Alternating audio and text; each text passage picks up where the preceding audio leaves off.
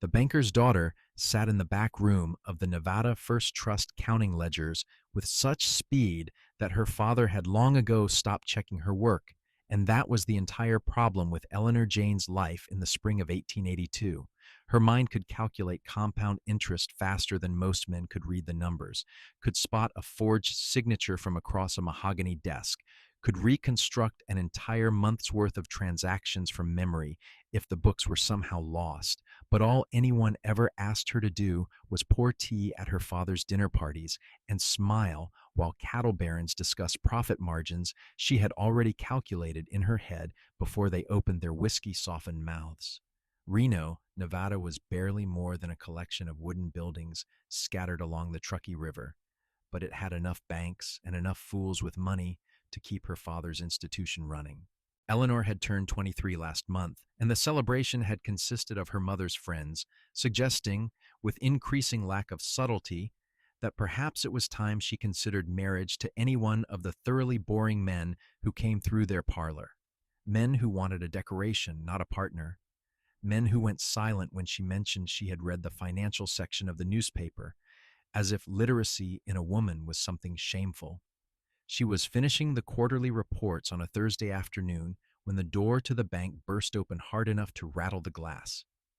Eleanor looked up from her desk in the back office, visible through the half-open door, and watched as a man stumbled inside, trailing dust and desperation in equal measure. He was tall, probably in his late 20s, with dark hair that needed cutting and clothes that had seen better days. Blood seeped through his shirt at the shoulder, and he was holding a piece of paper like it was the only thing keeping him upright. "I need to see someone about a loan," he said, his voice rough but steady, despite the obvious pain he was in. "Today. Now." Her father, Gerald Jane, rose from behind his desk with the practiced caution of a man who had seen his share of desperate people. "Sir, you appear to be injured. Perhaps you should seek a doctor first." "Already did. He is the one who told me to come here." The man's eyes, Eleanor noticed, were an unusual gray color, like storm clouds over the Sierra Nevada. "I am Yates Harrison. I own land up north of here, near Pyramid Lake, 320 acres with water rights. I need $5,000. Her father's eyebrows rose. 5,000 was not an impossible sum, but it was not the kind of money the bank handed out to blood-stained strangers. "Mr. Harrison, perhaps we should discuss this when you are in better condition." "I do not have time." Yates moved forward and set the paper down on her father's desk with a hand that trembled slightly. "That is the deed. Clear title. My ranch was running 200 head of cattle until last week, when disease took most of them. I have got buyers lined up in California who will pay top dollar, but I need to restock before the drive season ends. If I do not get cattle up to market by August, I will lose everything." Eleanor found herself standing and moving toward the door without conscious decision. Her father shot her a warning look, but she ignored it. "What kind of disease?" Both men turned to stare at her. Yates Harrison's eyes narrowed slightly, reassessing. "Texas fever. Lost 160 head in 5 days. Had to burn the carcasses. The smell still will not come out of my clothes. But some survived." Eleanor stepped fully into the front office now, her mind already working through the mathematics. "You said most of them. Not all. 40 head made it through. They appear immune now, but 40 cattle will not make a drive worth the expense. I need at least 150 to make this work, and I need them within the month so they can fatten up before the trail." Her father cleared his throat. "Eleanor, this is not proper business for you to be involved in." She ignored him, moving closer to examine the deed on the desk. The paper was worn but legitimate, signed and notarized. The land description matched what she knew of the Pyramid Lake region, high desert with good water access, exactly the kind of property that should support a decent cattle operation. "Your property borders Paiute territory." Yates looked at her with something that might have been respect. "It does. I have an arrangement with them. They let me use some of their grazing land in exchange for a portion of the beef. They are the ones who helped me burn the sick cattle before the disease could spread further." That was smart. Eleanor picked up the deed, studying the survey markers. Texas fever spreads through ticks. If you had let those cattle wander, you could have infected every herd in northern Nevada. You probably saved a dozen other ranchers from ruin. Saved them, but I am the one who ended up ruined. Yates swayed slightly, and Eleanor noticed that the blood on his shoulder was spreading. I am sorry. I got thrown from my horse on the way into town. Shoulder dislocated. The doctor put it back, but it keeps bleeding. Her father was shaking his head. Mr. Harrison, I sympathize with your situation, but the bank cannot simply hand out $5,000 to someone we do not know. The risk is too substantial. The deed is worth $10,000 at least, Yates said, probably 15 with the water rights. If we could sell it, which we could not quickly, land value is theoretical until someone buys it. Her father was using his dismissive voice, the one that meant the conversation was over. I suggest you find investors, perhaps family members who could help. I do not have family. Yates picked up the deed with his good hand, his face carefully blank. Thank you for your time. Eleanor watched him turn toward the door, and something in her chest twisted. She had watched her father turn away dozens of people over the years, many of them for good reasons. But this was different. This man had made smart decisions, had acted to protect an entire region's cattle industry, and he was being punished for it, while less competent ranchers thrived. It was not fair, and more than that, it was not good business. Wait. The word came out before she could stop it. Yates paused at the door, looking back. Eleanor turned to her father. We should give him the loan. Eleanor, really, this is not appropriate. $5,000 at 12% annual interest to be repaid after the cattle drive. Eleanor moved back to her desk and pulled out a fresh ledger. If he drives 150 head to California and gets the standard $30 per head, that is $4,500. If he is claiming he has buyers willing to pay top dollar, he must be expecting at least $40 per head. That is $6,000 gross. Subtract expenses for the drive, wages for drovers, food, equipment, probably $1,000 total. That leaves $5,000 net profit, which pays off the loan with enough left over to restock the ranch. Her father stared at her. You cannot possibly have calculated all that so quickly. It is basic arithmetic. Eleanor was writing now, her pen moving rapidly across the page. Mr. Harrison, how much are you paying for the replacement cattle?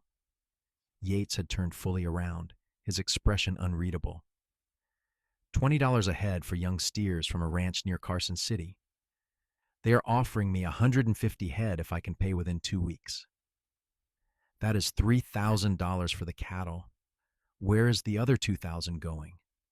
Supplies, wages, medical care for the cattle, bribes for anyone who gives us trouble on the trail, and a buffer in case something goes wrong. Which it will, because it always does. Eleanor nodded. Reasonable. What are you offering for collateral besides the deed? Everything I own, the ranch buildings, equipment, the 40 surviving cattle, my horse, my saddle, my gun, all of it. Do you have experience running cattle drives? 5 years working as a drover before I saved enough to buy my land. 3 successful drives from my own ranch before this happened. I know the trail. I know the buyers. I know what I am doing. Madame, I just need someone to take a chance on me. Eleanor looked at her father. We should do this. Absolutely not. Eleanor, go back to your office. Now. Why not? She did not move. The collateral is solid. His experience is proven. The mathematics work. What exactly is the problem? Her father's face was reddening. The problem is that you are my daughter, not a bank officer, and you do not make lending decisions. Mr. Harrison, I am afraid we cannot help you. Good day. Yates looked at Eleanor for a long moment, something complicated passing across his face. Then he nodded once and walked out, leaving a small trail of blood drops on the polished floor. Eleanor stood frozen, watching the door close behind him. Her hands were shaking, though she could not entirely say why. Anger, certainly. Frustration at being dismissed like a child when she knew, absolutely knew, that she was right about the loan. But there was something else, too. Something about the way Yates Harrison had looked at her in those final seconds, like he was seeing a person rather than a decoration. You overstepped, her father said quietly. Badly. I was trying to help the bank make money. You were trying to show off. It is unbecoming. Eleanor turned to face him. Show off? I just calculated a profitable loan structure in 30 seconds. And you are concerned about whether it is becoming? I am concerned that you do not seem to understand your place. You are very clever, Eleanor. You always have been. But cleverness in a woman is only charming if it knows when to be silent. The words hit like a slap. Eleanor had heard variations on this theme her entire life, but somehow today it burned worse than usual. Perhaps because she had just watched a man who actually needed help walk away. Perhaps because she was tired of pretending to be less than she was. She went back to her office without another word and sat down at her desk. The ledgers were still there, waiting. She picked up her pen and tried to focus on the numbers, but her mind kept returning to the problem of Yates Harrison. 320 acres with water rights, 40 surviving cattle, a narrow window to restock and drive to California before the season ended. It was solvable. It was all solvable if someone would just let her solve it. The afternoon dragged on. At 5 o'clock, her father locked the bank, and they walked home together, in silence. Their house was one of the nicer ones in Reno, 2 stories with actual glass windows and a porch that overlooked the river. Her mother was waiting in the parlor, embroidery in her lap. How was your day, dear? She asked Eleanor. Fine, Mother. A man came by earlier asking for you. A rancher, I think. He looked rather rough. I sent him away, of course. Eleanor's head snapped up. What man? I did not catch his name. He said he needed to speak with you about a business matter, which is absurd. I told him you were not receiving visitors. Mother, that was important. Important? Her mother set down her embroidery.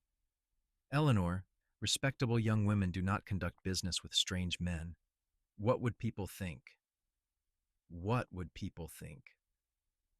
Eleanor had built her entire life around that question, and she was suddenly, violently sick of it. She excused herself and went upstairs to her room, closing the door harder than was strictly necessary. Through her window, she could see the mountains in the distance, still capped with snow even though it was May. Somewhere out there was a ranch with 40 cattle and a man who was probably going to lose everything because the world had decided that intelligence only counted when it came from the right kind of person. She sat down at her writing desk and pulled out paper and ink. If her father would not approve the loan through the bank, perhaps there was another way. She had money of her own, a small inheritance from her grandmother that her father managed but could not touch. It was only $1,500, not nearly enough for what Yates needed, but it was a start. The problem was that she could not access it without her father's permission. Women could not have bank accounts in their own names in Nevada, not without a husband or father's approval. It was one of 1,000 small legal cages that kept her trapped. Eleanor stared at the blank paper for a long time. Then slowly she began to write. The next morning, she dressed in her most practical riding clothes, pinned her dark hair up securely, and told her mother she was going to visit a friend. Instead, she went to the Reno courthouse and asked to see the land records. The clerk, an older man who had known her father for years, raised his eyebrows but let her into the records room. It took her an hour of searching, but she found what she needed. Yates Harrison's deed was recorded exactly as he had claimed. 320 acres with primary water rights from a tributary of Pyramid Lake. The property had been purchased 4 years ago for $8,000, which meant he had either saved a remarkable amount of money working as a drover or had help she did not know about. There was something else in the records, too.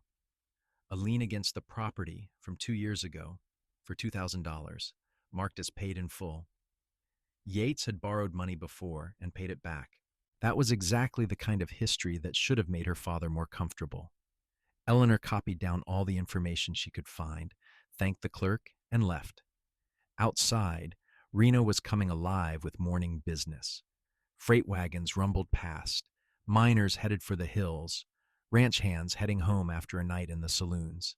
It was a rough town, still more camp than city, but it had a certain energy she had always appreciated. She needed to find Yates Harrison. The problem was, she had no idea where he might be. If he was staying in town, he could be at any of a dozen boarding houses or hotels. If he had already left, he could be halfway back to Pyramid Lake by now. Eleanor stood on the courthouse steps thinking, if she were an injured rancher who had just been turned down for a loan, where would she go? Not home, not immediately. She would try other banks first, or look for private investors. There were 3 other banks in Reno, all smaller than her father's. She could check them. It took most of the morning, but she finally found him at the 3rd bank, sitting in a chair outside the manager's office with his hat in his hands. He looked exhausted, and the blood on his shirt had dried to a dark brown. When he saw Eleanor, he stood up quickly, wincing at the movement. "Miss Jane, what are you doing here?" "Looking for you. Did they turn you down too?" He nodded. "Same story. Too much risk, not enough collateral. The last man suggested I sell the land and use the money to start over somewhere smaller. He did not understand that the land is the point. It is mine." Eleanor glanced at the closed office door. "How long have you been waiting?" "Hour and a half. He is in there with someone else." "Then he is not going to help you either." Eleanor made a decision. "Come with me." "Where?" "Somewhere we can talk without being interrupted. Please, I have an idea." Yates studied her for a moment, then nodded. They walked out together, and Eleanor was acutely aware of the curious looks they attracted. A banker's daughter walking through town with a blood-stained rancher. It would be all over Reno by dinner. She could not bring herself to care. She led him to a small restaurant near the river, the kind of place where working people ate and no one would think twice about their presence. They sat at a corner table, and Eleanor waited until the waitress had brought coffee before she spoke. "I want to help you." Yates wrapped his hands around the coffee cup. "Why?" "Because the loan makes sense, and because I am tired of watching good decisions get ignored." Eleanor pulled out the notes she had made from the land records. "You bought your ranch 4 years ago. You took out a loan 2 years later and paid it back in full. That suggests you are responsible with money and capable of running a successful operation. The disease that killed your cattle was not your fault, and your response to it probably saved a lot of other ranchers from the same fate. You deserve help, and I want to give it to you. You are a banker's daughter. You do not have the authority to approve loans." "I know, but I have money of my own. $1,500. It is not enough for everything you need, but it could be enough to start." Yates set down his coffee cup. "Miss Jane, I appreciate the thought, but I cannot take your money. It would not be right." "Why not? It is my money. I should be able to do what I want with it. Can you access it without your father's permission?" Eleanor's silence was answer enough. Yates shook his head. "That is what I thought. I am not going to start a war between you and your family. Besides, 1,500 is not enough. I need 5,000 minimum, or there is no point in doing this at all. Then we find another 3,500. Eleanor leaned forward. "There have to be other investors in Reno who would be interested. Men who understand cattle and drives and profit margins. Rich men do not loan money to desperate ranchers without collateral beyond what I have already offered. Then we make them see that you are not desperate. You are smart. You have experience. You have land and water rights and surviving cattle that are now immune to Texas fever, which actually makes them more valuable than regular cattle.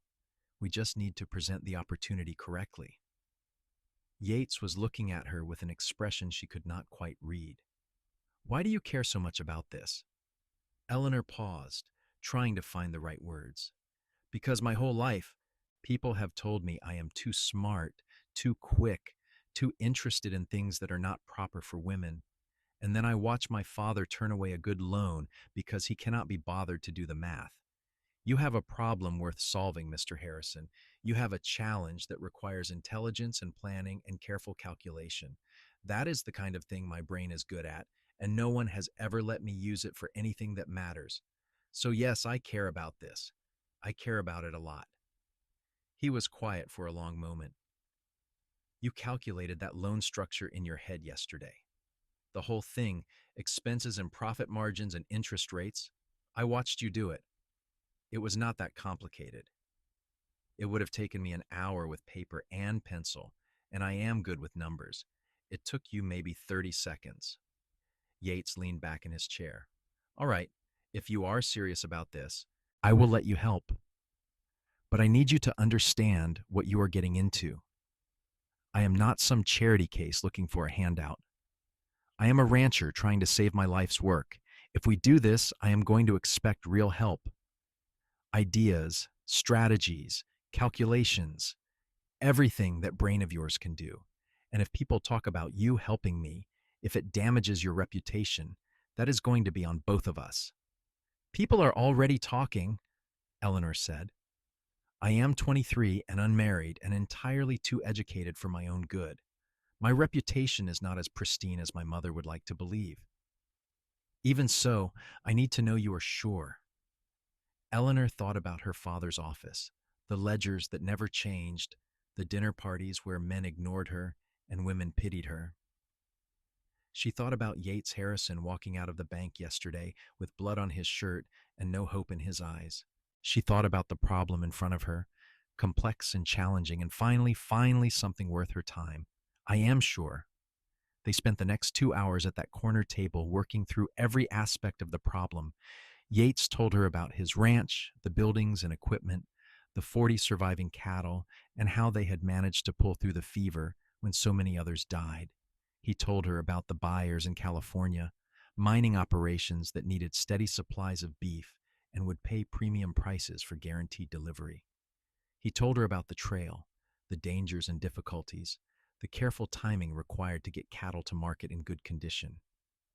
Eleanor listened and asked questions and filled pages of her notebook with calculations. By the time they finished, she had a complete picture of what needed to happen and what it would cost. Yates had been right. $5,000 was the absolute minimum, and that was only if everything went perfectly. 6,000 would be safer. 7 would be comfortable. I think I know someone who might be able to help, Eleanor said finally. Thomas Mackenzie. He owns the freight business here in Reno, and he is always looking for investment opportunities. If we can convince him that there is profit in this, he might be willing to put up some of the money. What kind of profit? We offer him a percentage of the sale. Say 20% of whatever the cattle bring in California. If you get $40 a head for 150 head, that is $6,000 total. 20% of that is $1,200. He invests $3,000, makes back $1,200 in profit, all in about 3 months. That is a 40% return. You cannot get that kind of yield from normal investments. Yates whistled softly. That is a big percentage. It is a fair percentage for the risk he is taking, and it still leaves you with enough profit to pay off the other loans and have seed money for next year. Eleanor tapped her pencil against her notebook. The trick is going to be convincing him that you can actually make the drive successfully. He will want proof that you know what you are doing. I can provide references, other ranchers I have worked with, buyers who know me. Good, we will need those. We should also put together a written proposal, something that lays out all the numbers and shows exactly how the money will be used. Make it look professional, like a real business opportunity, rather than a desperate gamble. Can you do that? I can have it ready by tomorrow morning. Eleanor stood up. Where are you staying? A boarding house on the north side of town, the one with the blue door. I will bring the proposal there tomorrow at 8. In the meantime, gather those references and any other documentation you have. Receipts, records, anything that proves you are a legitimate rancher, and not just someone looking for easy money. Yates stood as well, moving carefully to avoid jarring his injured shoulder. Miss Jane, I do not know how to thank you for this. Thank me when we get the money. But Eleanor smiled as she said it. For the first time in months, maybe years, she felt like she was doing something that mattered, something real. She went home that afternoon and locked herself in her room, claiming a headache. For the next several hours, she wrote. The proposal she created for Yates was unlike anything she had ever done before, and she poured every bit of her skill into it. She laid out the costs and projected revenues, the timeline and risks, the background information on Yates and his ranch. She calculated multiple scenarios, showing what would happen if they got $30 per head versus 40, if the drive took 2 months versus 3, if they lost some cattle along the way versus getting all of them through safely. By the time she finished, it was past midnight and her hand was cramping. But she had a 10-page document that made the case for investing in Yates Harrison's cattle drive as clearly and compellingly as she knew how. The next morning, she slipped out of the house early and walked to the boarding house with the blue door. Yates was waiting on the porch, looking cleaner and more rested than he had the day before. The blood had been washed from his shirt, and his shoulder appeared to be bandaged properly now. How is the shoulder? Eleanor asked.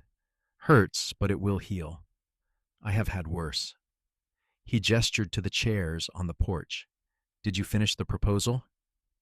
Eleanor handed him the pages. Read it and tell me if anything needs to be changed. She watched his face as he read, seeing his expression shift from curiosity to concentration to something like awe. When he finally looked up, his gray eyes were bright. This is incredible. You did all this in one night? Most of it was just organizing information you already gave me. The calculations were the easy part. Easy? Yates shook his head. Miss Jane, this is better than anything a lawyer could have written. Better than anything I could have imagined. If this does not convince Mackenzie, nothing will. Then we should go see him, today, if possible. Every day we wait is a day closer to the end of the driving season. They found Thomas Mackenzie at his freight office, a large warehouse near the train depot.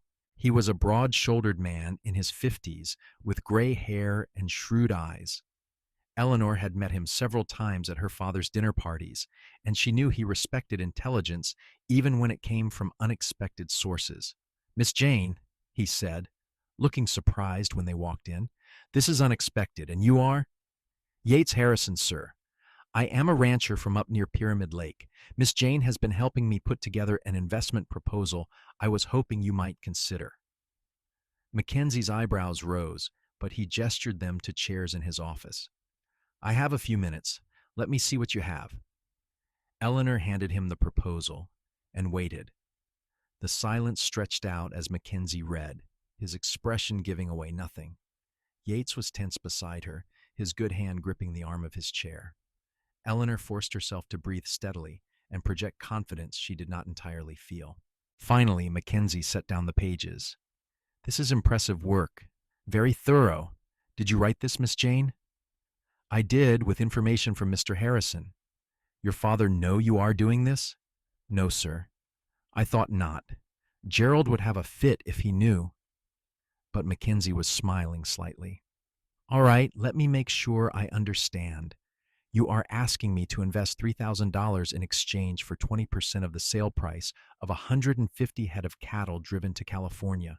The projected return is $1,200 over approximately 3 months, which is a 40% yield. Is that correct? Yes, sir, Yates said. I have references from other ranchers and buyers if you want to verify my experience. I will want to see those, but honestly, the proposal speaks for itself. The mathematics are sound. The timeline is aggressive, but achievable. The main risk is that something goes wrong on the drive, disease, or stampede, or trouble with raiders. All of which can happen, Yates admitted. I cannot promise there will not be problems, but I can promise I know how to handle them. I have made this drive 3 times successfully. I know the trails, I know the buyers, and I know cattle. With your investment, I can restock my ranch and get to California before the season ends. Without it, I lose everything. Mackenzie looked at Eleanor. What do you think, Miss Jane? You have clearly studied this opportunity. Do you believe Mr. Harrison can deliver? It was strange, being asked her opinion directly. Men usually avoided doing that, even when they had clearly been swayed by her arguments. Eleanor met Mackenzie's gaze steadily. I believe he can. More importantly, I believe the risk-to-reward ratio is excellent. $3,000 for a 40% return in 3 months is an exceptional opportunity. Even if something goes wrong and the profits are lower than projected, you are still likely to make money. Unless everything goes wrong and I lose the entire investment. That is always a risk with any investment, sir. But I think it is a small risk in this case. Mackenzie drummed his fingers on his desk. I will tell you what, I am willing to put up $2,500, not $3,000. In exchange, I want 25% of the sale price, not 20. And I want monthly updates on the progress of the drive. If I am putting my money into this, I want to know what is happening with it. Yates glanced at Eleanor, who did a quick calculation in her head. 25% of $6,000 was $1,500. Mackenzie would invest $2,500 and make back $1,500 for a net gain of $1,000. That was not quite as good a deal for him, but still a solid return. The problem was that it left them $1,500 short of what they needed. $2,500 is not enough, Eleanor said. Mr. Harrison needs $5,000 minimum. If you can only go to $2,500, we will need to find other investors. Do you have other investors lined up? Not yet, but we will. Mackenzie studied her for a moment. You are very confident for someone who has never done this before. I am confident in the mathematics, sir. The opportunity is real. All right, I will go to 3,000 if you do something for me, Miss Jane. What? Come work for me. Not full-time, I know your father would never allow that. But I could use someone with your head for numbers to review my freight contracts and pricing. A few hours a week? Paid position. What do you say? Eleanor felt her heart skip. A paid position. Real work, not just helping her father with ledgers no one valued. I would like that very much, sir, but my father will not approve. Then we will not tell him. As far as Gerald needs to know, you are visiting a friend when you come here. Mackenzie stood up and extended his hand to Yates. We have a deal, Mr. Harrison. $3,000 for 20% of the sale. I will have my lawyer draw up the paperwork. Yates shook his hand, relief clear on his face. Thank you, sir. You will not regret this. I had better not, and I expect those monthly updates. They left the freight office in a state of barely contained excitement. On the street outside, Yates turned to Eleanor with a grin that transformed his entire face. We did it. We actually did it. We did half of it, Eleanor corrected, though she was smiling too. We still need another $2,000. And you need to buy cattle and supplies and hire drovers. Details. We will figure it out. Yates caught her hand impulsively. Thank you, Miss Jane. Truly, I do not know what I would have done if you had not helped me. His hand was warm and calloused from work, completely different from the soft hands of the men her mother wanted her to marry. Eleanor felt heat rise in her cheeks and gently pulled away. We should celebrate after you have actually made the drive and sold the cattle. Right now, we still have a lot of work to do. Over the next week, they became a team. Eleanor would slip away from home in the mornings, telling her mother she was shopping or visiting friends, and meet Yates at the boarding house or a restaurant, or, increasingly, at Mackenzie's freight office where she was beginning to review contracts. Together, they tackled the endless problems of preparing for the cattle drive. They found another investor, a saloon owner, who was willing to put up $1,000 for 10% of the sale. That left them $1,000 short, which Yates covered by selling some of his ranch equipment he could replace later. Eleanor helped him negotiate the cattle purchase, getting the price down from $20 to $18 a head, which saved $300. She found a supplier who would give them credit on trail supplies in exchange for a small percentage of the profits.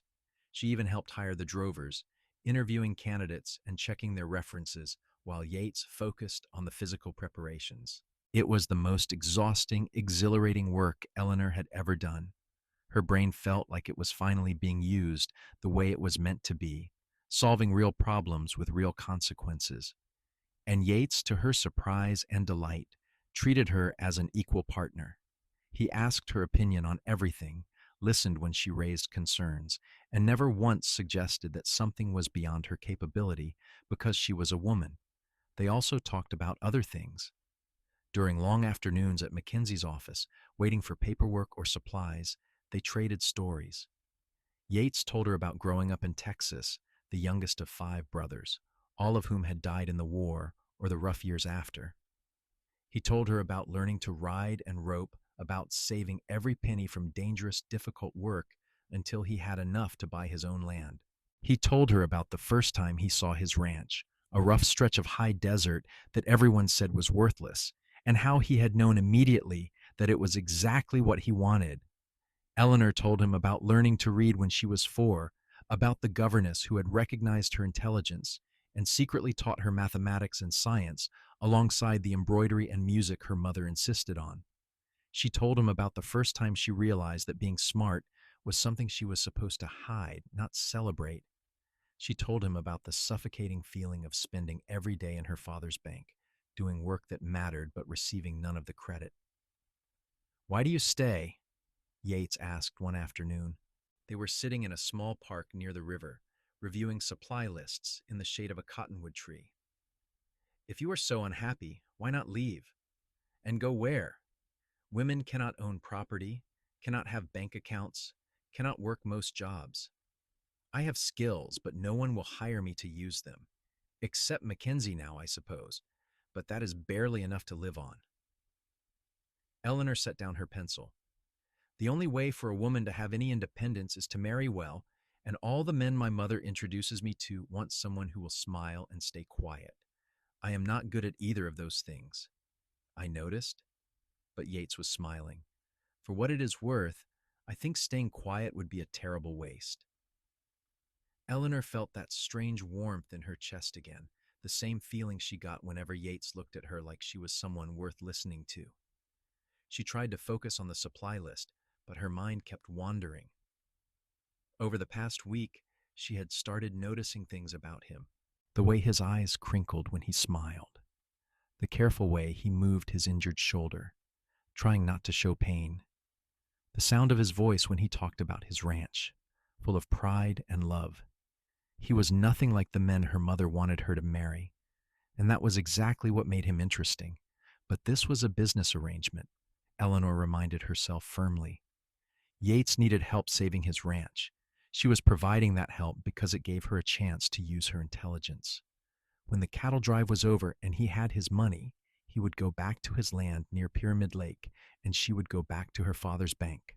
That was how this ended. Except the more time she spent with him, the less she wanted that ending. 2 weeks after they had secured Mackenzie's investment, Yates bought the cattle. Eleanor went with him to the ranch outside Carson City, watching as he examined each animal with careful attention. He checked their teeth and hooves, looked for signs of disease or injury, ran his hands over their flanks to judge their weight and muscle. It was clear he knew exactly what he was doing, and the seller seemed impressed despite himself. "You have got a good eye," the rancher said as they finalized the deal. "These are solid animals. They will make the drive no problem. They had better, for what I am paying." But Yates was grinning. He turned to Eleanor. "What do you think?" She had no idea how to judge cattle, but she liked that he asked. "I think they look healthy, which is what matters. Healthy and strong. We will fatten them up for a month at my place, then head out in early July. That gives us August to make the drive and still get to the buyers before the season ends." They loaded the cattle into hired freight cars and sent them north to Pyramid Lake. Yates would follow in a few days. After he finished hiring the last of his drovers and gathering supplies, Eleanor helped him with the final preparations, checking and rechecking every detail until Yates laughingly told her to stop worrying. "Everything is going to be fine," he said. They were standing outside the boarding house, late afternoon sun turning the mountains gold. "You did the hard part. Now I just have to make the drive." "Just." Eleanor crossed her arms. "You will be gone for 3 months, driving 150 cattle through some of the roughest country in Nevada and California. Anything could go wrong. That is why I am bringing experienced drovers and enough supplies for every contingency. I will be careful, I promise. You had better be. I did not put all this work in just to have you get yourself killed." Eleanor tried to keep her tone light, but she could hear the worry in her own voice. Yates heard it too. His expression softened. "I will be fine, and I will send updates to Mackenzie, like I promised. You will know where I am and how things are going. That is not the same as being there to make sure you are doing it right." "I know." Yates stepped closer. They were standing very close now, close enough that Eleanor could see the different shades of gray in his eyes.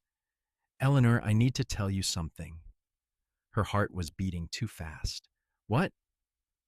"These past 2 weeks have been some of the best of my life.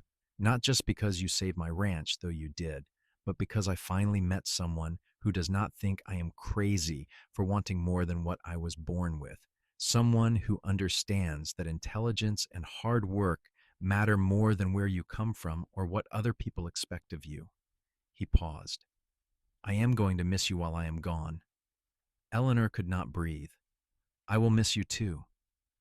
When I come back, after the drive, I want to see you again. Not for business, just because I want to spend time with you. Would that be all right?" She should say no. This was already complicated enough without adding romance to the mix. But when she looked at Yates, at the hope and nervousness in his face, she could not bring herself to lie. "Yes, that would be very all right." He smiled, bright and relieved. For a moment, Eleanor thought he might kiss her, and she was not entirely sure what she would do if he tried. But Yates just squeezed her hand once and stepped back. "I will see you in 3 months then. Try not to burn down Reno while I am gone." "I will do my best." She watched him walk away, and the world felt suddenly very empty. The next 3 months were the longest of Eleanor's life. She went back to her routine at the bank, counting ledgers and pouring tea and pretending to be interested in her mother's dinner parties. But everything felt hollow now, like she was going through the motions of a life that did not fit her anymore. She did continue working for Mackenzie, reviewing freight contracts a few hours each week. The money was modest, but enough to give her a sense of independence she had never had before. More importantly, the work was challenging and engaging in a way nothing else in her life was. The updates from Yates came every few weeks, brief letters delivered through Mackenzie's freight network. The first month was mostly good news. The cattle were healthy and gaining weight. The trail was clear. They were making good time. Eleanor read each letter multiple times, analyzing every word for hidden concerns. The second month brought complications. A summer storm scattered the herd, and it took 2 days to round up all the cattle. One of the drovers was injured in a fall and had to be left at a ranch to recover. They lost a few head to predators, but Yates sounded confident they would still make the delivery on time. The third letter came in late August, just 2 lines. "Arrived in California. Buyers pleased with the herd. We'll have final numbers soon." Eleanor practically haunted Mackenzie's office for the next week, waiting for more news. When the final letter arrived, she tore it open with shaking hands. "Miss Jane, the drive was a success. We sold all 150 head for $42 each. That is $6,300 total. After expenses and the payments to Mackenzie and the other investor, I have enough to pay off all my debts and restock the ranch for next year. I cannot thank you enough for making this possible. I will be back in Reno in 2 weeks. I hope you still want to see me, because I have been thinking about you every day. Yours, Yates Harrison." Eleanor pressed the letter to her chest, grinning like a fool. He had done it. They had done it. The impossible thing they had built together out of mathematics and determination and faith had actually worked. Mackenzie appeared in the doorway of his office, smiling. Good news, I take it? The best news. Mr. Harrison sold the cattle for $42 a head. Your investment paid off exactly as projected. Better than projected, actually. I will send him a telegram congratulating him. Mackenzie paused. And congratulating you. This would not have happened without your work, Miss Jane. You should be proud. Eleanor was proud. More than that, she was happy. Truly, deeply happy for the first time she could remember. Yates arrived back in Reno on a Tuesday afternoon in early September. Eleanor saw him from the window of her father's bank and was out the door before she could think about whether it was proper. He looked thinner than she remembered, sun-darkened and trail-worn, but he was grinning as he dismounted from his horse. Eleanor, you are back. I am back. He looked at her like he could not quite believe she was real. I was going to clean up before I came to see you, but I could not wait. I am glad you did not wait. Eleanor was suddenly aware that they were standing in the middle of the street, with half of Reno watching. She did not care. Tell me everything. The letters were too brief. The letters were all I had time to write. It was a hard drive, Eleanor. Harder than I expected, but we made it, and the cattle sold for exactly what you predicted. You were right about everything. Yates pulled an envelope from his pocket. This is for you. What is it? Your fee. I figured if you are going to work as a consultant, you should get paid like one. That is $500, 10% of my net profit. It is not enough for what you did, but it is what I can afford right now. Eleanor stared at the envelope. $500. More money than she could have earned in a year working for Mackenzie.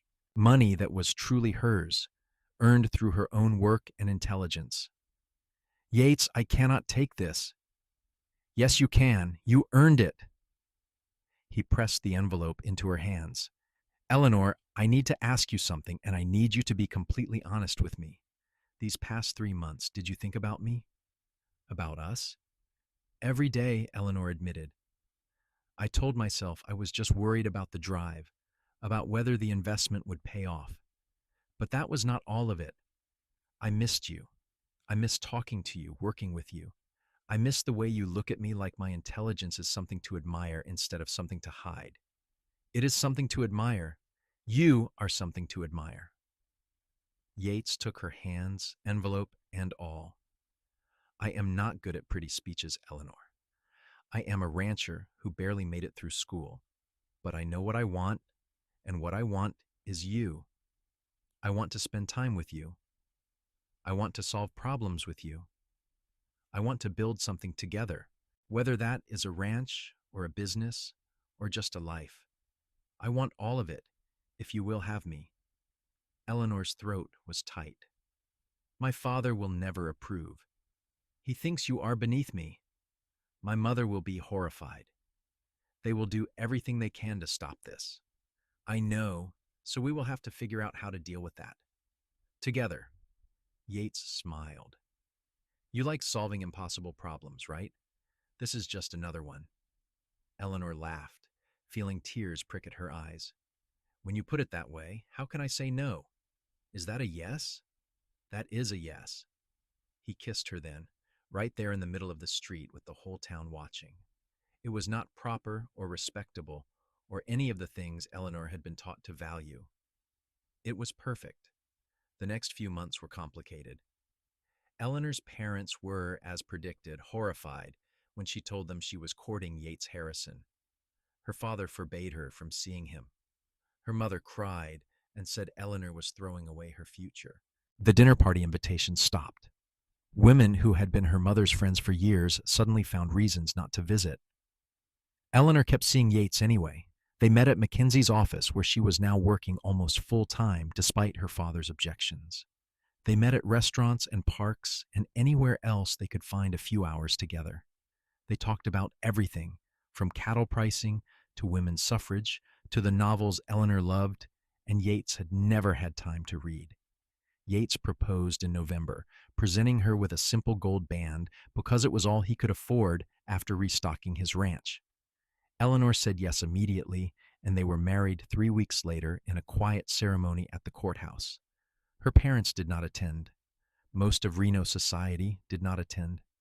Thomas Mackenzie was there, along with a few of Yates's rancher friends. It was small and simple and absolutely right. Eleanor moved to the ranch near Pyramid Lake in December. It was nothing like the comfortable house she had grown up in, just a rough cabin and a barn and a lot of land that stretched out to meet the sky. But when Yates showed her around, explaining his plans for expanding the herd and improving the buildings, she could see what he saw. Not what it was, but what it could be. "What do you think?" he asked nervously. "I know it is not much. I think it is perfect," Eleanor said honestly. "I think it is ours." They spent the winter making plans.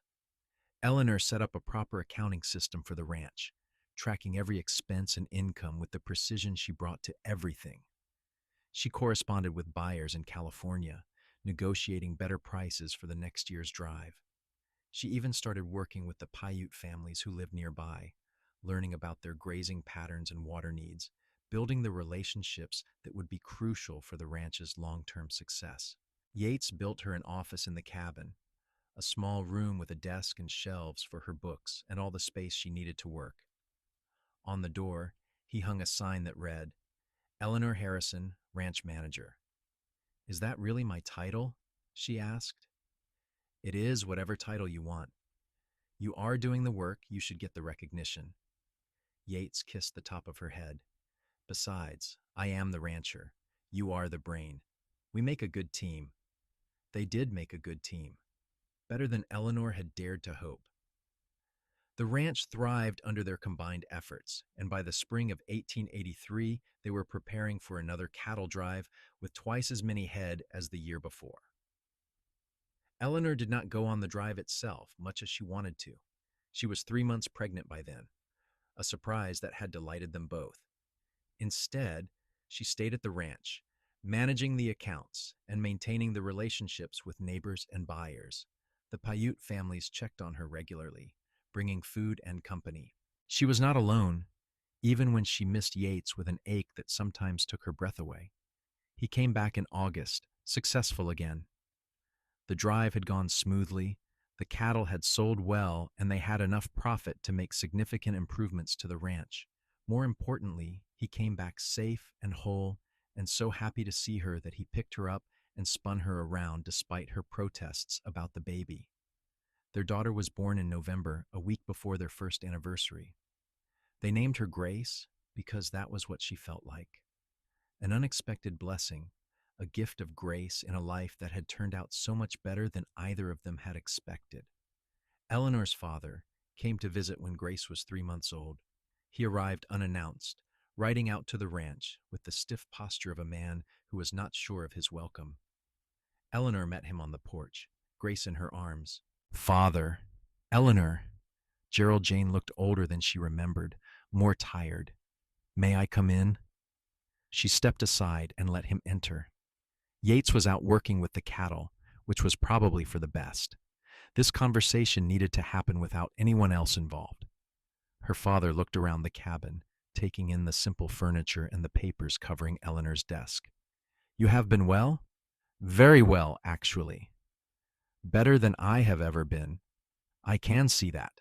He hesitated. "I came to apologize. Your mother and we were wrong about your husband. Thomas Mackenzie tells me the ranch is thriving, that you and Mr. Harrison have built something impressive.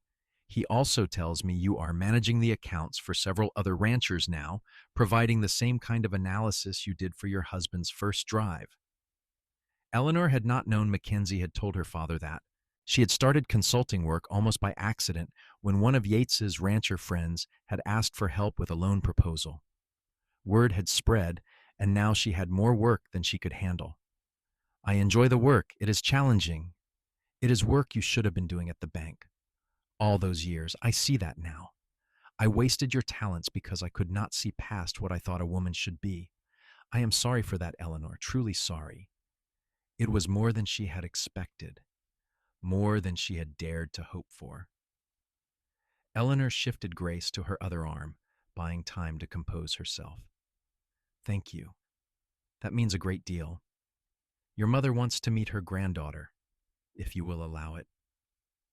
Eleanor thought about all the hurt and anger of the past year, but she also thought about Grace and the life she wanted to build for her daughter.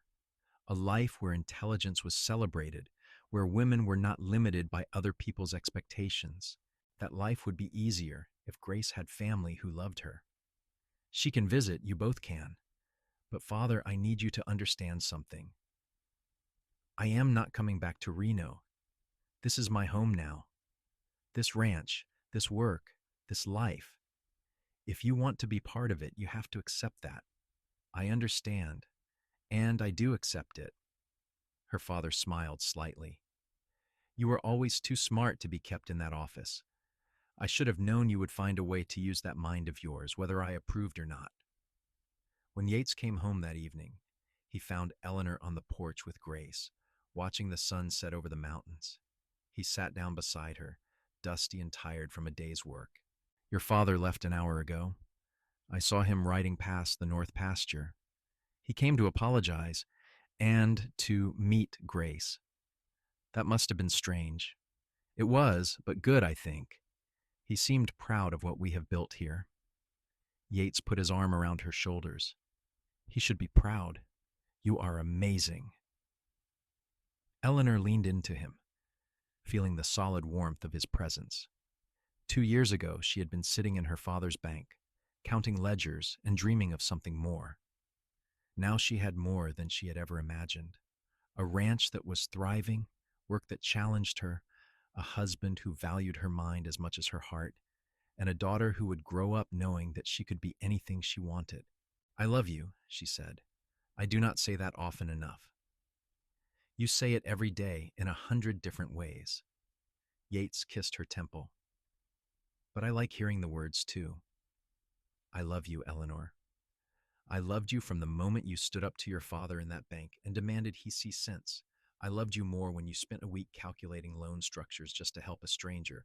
I loved you most when you married me anyway, even though everyone told you not to. Everyone was wrong. They usually are. Grace stirred in Eleanor's arms, making the small, snuffling noises that meant she would wake soon and demand to be fed. Eleanor looked down at her daughter's face, so perfect and new, and felt a wave of fierce protectiveness. This child would have opportunities Eleanor had never had. She would grow up knowing her mother ran a business, that her intelligence was valued, that marriage could be a partnership of equals. What are you thinking? Yates asked. That we should expand the consulting work. Turn it into a real business. I could help ranchers all over Nevada with loan proposals and accounting. We could hire someone to help with the paperwork, maybe train other women to do the same kind of analysis. There is a market for it, Yates. There are so many people who need help but do not know where to get it. Like I needed help 2 years ago. Exactly like that. Eleanor was already working through the logistics in her head, calculating costs and potential revenue. We could base it out of the ranch or open an office in Reno if we needed to. It would mean more work, but it would also mean more income and more stability. And more women learning they can do what you do. Yates nodded slowly. I like it. When you are ready, we will make it happen. Whatever you need. That was Yates in a sentence. Whatever you need. He had given her problems worth her brain, and then he had given her the freedom and support to solve them. He had seen her intelligence not as a threat or a quirk, but as something precious and powerful. The consulting business started slowly, but within a year, Eleanor was managing accounts for 12 ranchers and had helped secure loans for 3 more. She hired 2 other women to help with the work, both of them wives of ranchers who had been looking for something more than housework. Together, they built a reputation for accuracy and insight that made them sought after across northern Nevada. The ranch continued to thrive as well. Yates expanded the herd carefully, never overextending, always making sure they had enough resources to weather bad years. He brought on more help as they grew, and eventually built a proper ranch house to replace the cabin with a separate office for Eleanor's business. They had two more children in the following years, a son named James and another daughter named Catherine. The ranch house filled with noise and laughter, with arguments over chores and celebrations of successes. Eleanor taught all three children mathematics and accounting, while Yates taught them to ride and rope and care for the land. Grace, as the oldest, showed an early talent for understanding cattle markets. James loved working with the animals themselves. Catherine, surprisingly, was fascinated by water rights and land law. "We are raising a very strange family," Yates observed one evening, watching their children work on their various projects around the dinner table. "We are raising a family that knows how to think," Eleanor corrected. "That is not strange. That is wonderful." As the years passed, Eleanor's parents became regular visitors to the ranch. Her mother never quite understood Eleanor's work, but she loved her grandchildren and eventually made a fragile peace with the life her daughter had chosen. Her father, to Eleanor's surprise, became one of her strongest advocates. He recommended her consulting business to other bankers and even started sending clients her way when they needed help with complex agricultural loans. Thomas Mackenzie remained a friend and mentor. He expanded his freight business into a regional operation and brought Eleanor on as a paid consultant, reviewing routes and pricing strategies. When he retired in 1895, he told everyone who would listen that Eleanor Harrison was the smartest business mind in Nevada, male or female. The ranch itself became something